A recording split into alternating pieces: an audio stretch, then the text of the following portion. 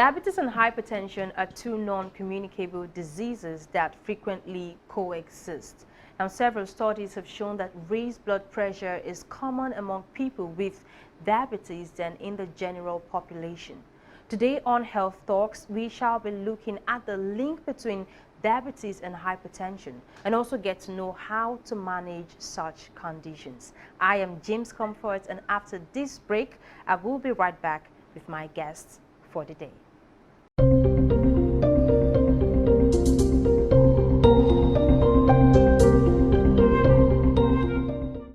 Welcome back. So on today's episode, we have two amazing guests joining us for a topic of discourse. Now, directly beside me is Dr. Amy Momo.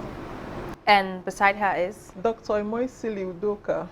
Welcome, Doctor. Thank you so much for joining us. Now, Dr. Imoisili Udoka is a medical consultant, and Dr. Amy Momo is a health professional.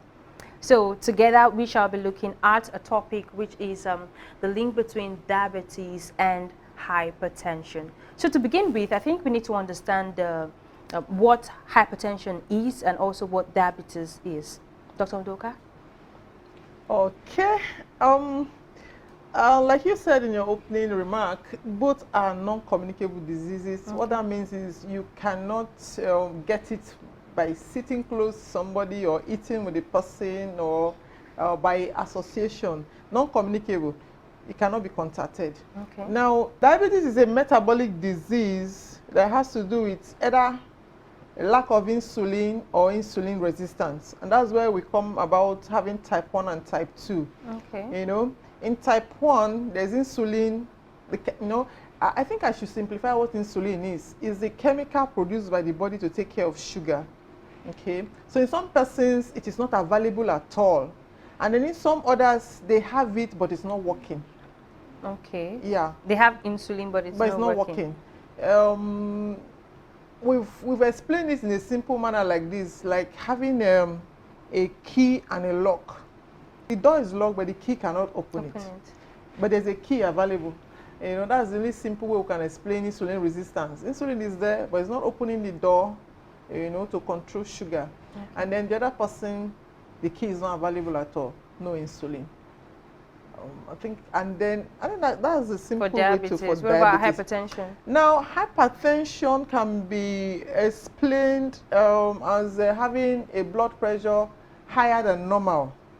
For sake of simplicity, I don't want to bore us with all the medical stages, stage 1, stage 2, stage 3, and confuse us further. I would just say any blood pressure higher than 120/80. Suffice it to say that age matters in defining hypertension. Okay. But for simplicity's sake, 120/80, anything above that, we can say the person has the person to be hypertensive. All right. So, yeah. Dr. Amy, you want to make an addition to that? As my senior colleague had said, diabetes is excess of sugar in the blood, and it's due to lack of insulin or no insulin at all. Okay, so moving forward, we're trying to look at the link between diabetes and hypertension. It's that most persons that are hypertensive tend to have diabetes. Most persons that have diabetes tend to be hypertensive. So what exactly is the link between both? Most. Now, the link between diabetes and hypertension is not a straightforward one, okay? No scientific defined link has been proven. But now it's been shown that persons who have diabetes are at risk of having hypertension, and vice versa. Persons who have hypertension have diabetes. And then most people think it's probably because both diseases occur the same way, lifestyle. Okay, the same kind of lifestyle lapses that makes people prone to hypertension, you know, links them also to diabetes and all that. So there's no straight cut link between them, but studies have shown that persons who are hypertensive are at risk of being diabetic, and those who are diabetic are at risk of having hypertension. Yes. And in fact, about 75% of those who are diabetes will notice to have hypertension. Okay. And also vice versa. And so when a patient comes with diabetes, and within some few years, let's say 5 to 10 years, the patient eventually have hypertension. Okay, So so noticed. all right, so what should I say? How does hypertension increase the risk of diabetes, or vice versa? How does diabetes increase the risk of hypertension? Okay, we know that hypertension, is the increase of blood pressure. And Yes. when blood passes through the vessels, and when the pressure is kind of high, here we have hypertension. And in diabetes, the organ involved is the pancreas, and all, and of course, all tissues and organs in the body supplied by the blood vessel. And just imagine when the blood in the vessel is kind of high, and you see destruction, just as the way a hypertensive person may have eye problem, that's hypertensive retinopathy, or have as in the destruction here and then the body. And so there's such increase in pressure in the vessels and all can also affect the pancreas, I believe so, and can cause diabetes. Yeah, diabetes we know is a microvascular disease. Microvascular means affecting blood vessels in one way or the other, and Okay. we've defined hypertension as a high blood pressure. Simply what high blood pressure means is that the pressure of blood passing through the vessels, looking like a pipe, is high. And then if there's an underlying diabetes, it's already affecting the vessels. They're either thicker. So once it's thick and looking blocked already, the heart pumping blood will need more force for it to pass through. Okay, and then diabetes affects the kidney too. There are hormones in the kidneys that actually make one prone to having hypertension. So I say such kind of links is what brings about somebody who's diabetic all of a sudden becoming hypertensive after a long while, and then person who is hypertensive becoming diabetic. Okay, talking just now, you said there are hormones that are in the body that makes you prone to developing. Let's look at what actually are the causes of hypertension, and who is at the risk of being hypertensive. Okay, if we say causes, now we like to say risk factors. Okay. Because no direct cause and effects has been found scientifically for hypertension, but there are risk factors. Risk factors means, okay, we can say persons who take a lot of salt after so many years have hypertension. Risk factors, we can say persons who smoke have hypertension. So hypertension? Yeah. So there are risk factors, there are association. Studies have been shown that, okay, when person, but no direct cause has been found. Okay. But we notice that, okay, if you smoke, you are more likely to develop hypertension. Okay. Your diet too. If you take more salt, you are more likely to have hypertension. If you are taking more of fats, lipids and cholesterol, you are more likely to have hypertension. Then if your parents have hypertension, hereditary, you are more likely to have, hypertension too. And I'm sure you want to add more. And also some illnesses, like we have this autosomal, they call it autosomal dominant polycystic kidney disease. Okay. When you have some kidney disease, actually the patient will actually be prone to hypertension, and we call it renovascular causes. And most times it's seen in younger adults. When you see a young adult or a young child, let me use a teenager having this, and have other complaints, and when we do the ultrasound scan, we notice that the kidney have some cysts and all. Such the dysfunction of the kidney can actually lead to hypertension because there's some hormones there that are responsible for normalizing the pressure, the blood pressure, and such hormones can be found in the kidney also. And so, all right, thank you very much, Dr. Amy. Right now, we're going to be taking a very short break. And when we return, we shall be looking at the risk factors also for diabetes, and also looking at those who are at risk of possibly being hypertensive. So do well to stay with us.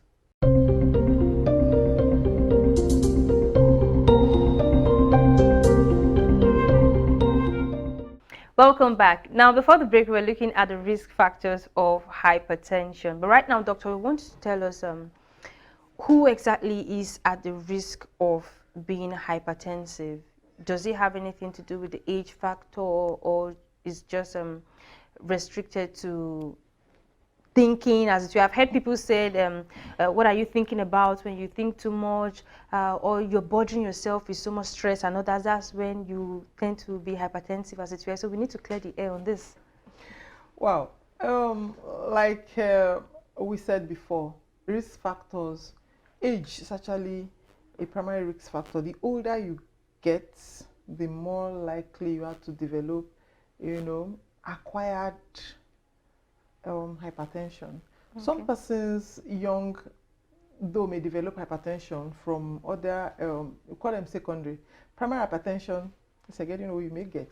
Secondary hypertension from other causes, okay, like my colleague here said, kidney diseases, some children have glomerulonephritis, some children have polycystic kidney diseases. You're mentioning children, doesn't mean that a 10-year-old can be hypertensive. 2-month-olds can have hypertension. Wow. Yeah. So age has a role to play in acquiring primary hypertension. The older you get, the more your vessels get clogged, the more probably the heart is overworked, the more you get a risk of getting hypertension. So it doesn't necessarily have to do with too much of thinking, like people... No. Okay, we'll come to that. You see, I'm playing down on thinking. But in Nigeria here, once they say you have hypertension, are you thinking? What are you thinking Since we've been talking about risk factors now, I have not mentioned that because that's down the ladder. Okay. Down the ladder. Being black too is a risk factor. That you are a black person, an African or black race, is a risk factor to having hypertension. Now, blacks are more prone to have hypertension. Why? Why is that? Well, that's why we say it's a risk factor. Studies have shown that. That is actually a study that has been ongoing and is still ongoing, trying to check our genes and see why we are more prone, to getting hypertension and all. And so the details of such scientific studies, I think, is beyond the scope of this of this discussion. Let's not bore people. All right. So, Dr. Amy, can you tell us? We've looked at the risk factors for hypertension. Now, what about diabetes? What are the risk factors for diabetes? Okay. One's gene has a very great role to play in diabetes. We have diabetes type 1, diabetes type 2. Yes.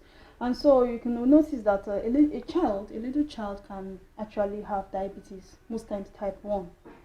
And whereas adults can have type 2. Family history comes in, that's a risk factor. Some people, mostly for diabetes, type 1. When one's family, father or mother have already have the recorded situation. Then autoimmune diseases.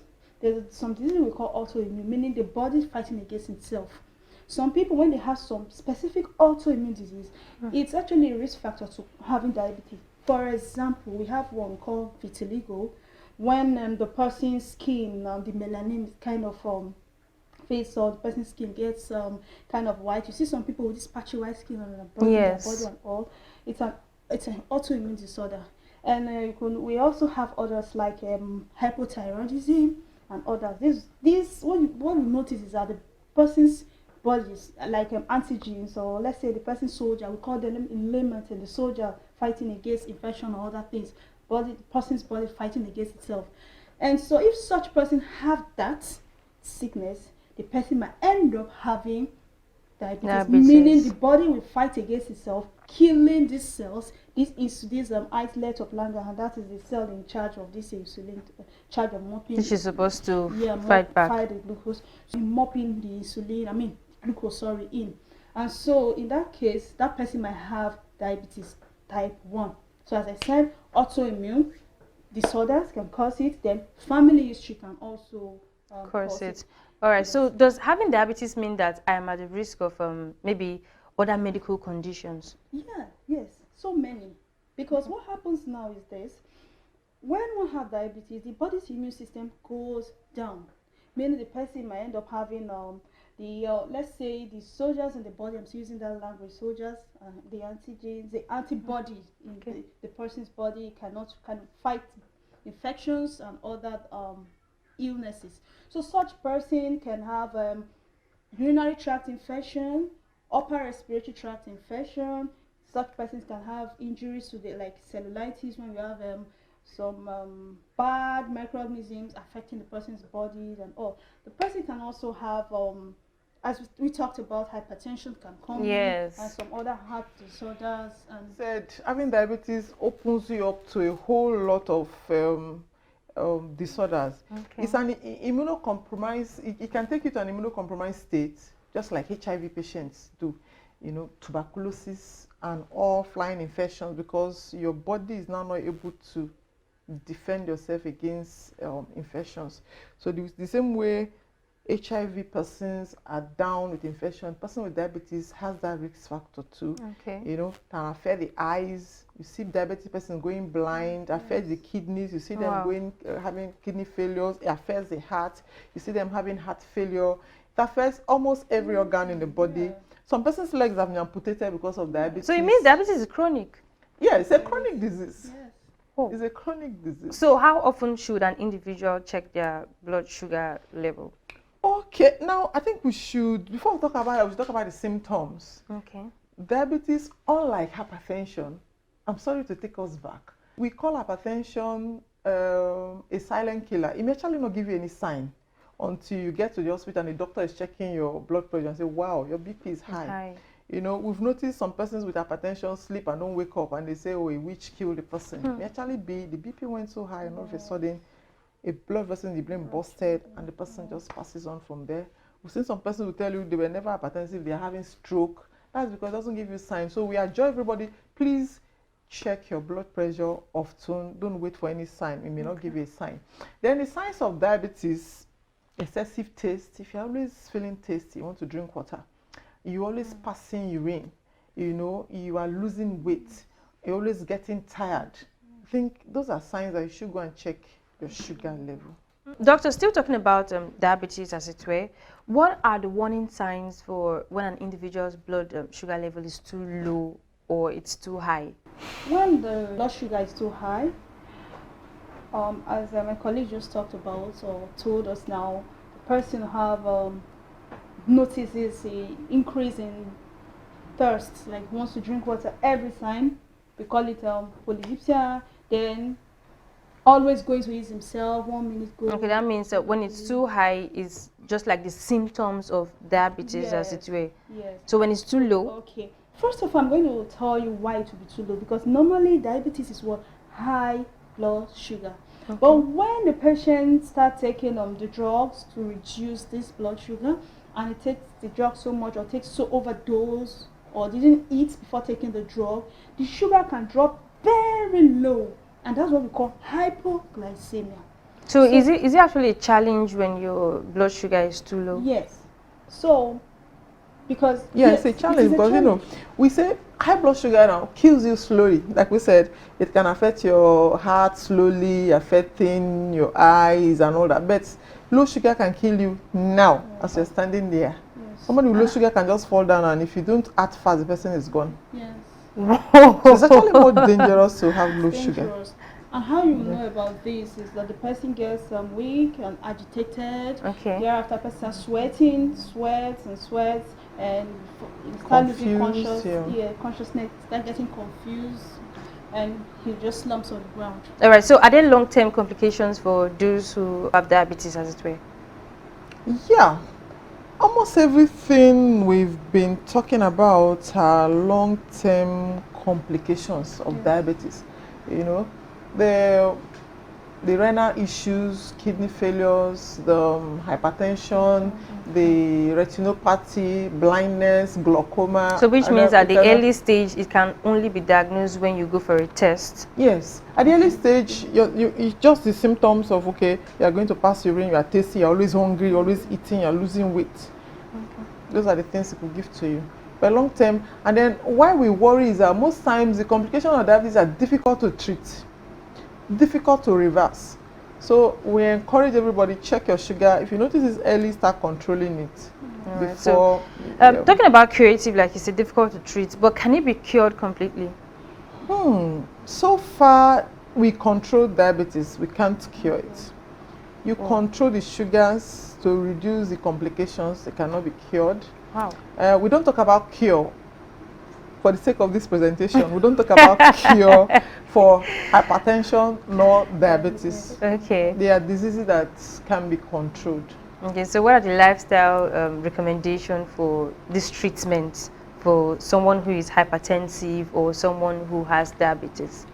Okay, good enough. While we're talking about lifestyle modification, I think we should talk about prevention. These are diseases that can be prevented, really. Okay. A common idea says prevention is better than cure. Yeah. They can be prevented, and that's where your lifestyle modification comes in. For diabetes, we talk about not living a sedentary life, exercise, be active. You know, even for hypertension too, talk about being active. Don't sit down. You know, the why my colleague talked about the percentage of complications. I may not be so sure of the accurate percentage of persons developing, but it's on the increase compared to the last generation. Now, more people are having hypertension, more people are having diabetes, and scientists link it up to our lifestyle. Okay. Now people sit in front of TV, they are with their Android phone from morning to night, they are on one spot, eating and not being active internet and all that. Yes, internet and all that. And then that increases our risk for hypertension, increases our risks for. So we want to say people should move more, be more active, exercise, you know, move around. We often tell our patients, if you have to go to work, park your car very far, take a walk. Don't park just in front of your office and walk and sit down from morning to night, then you close again, you're driving home. You know, a generation where machines do everything for us. They microwave for you, they wash your clothes. You have to do just so little. Yeah, so little. There are machines to sweep your house and all that.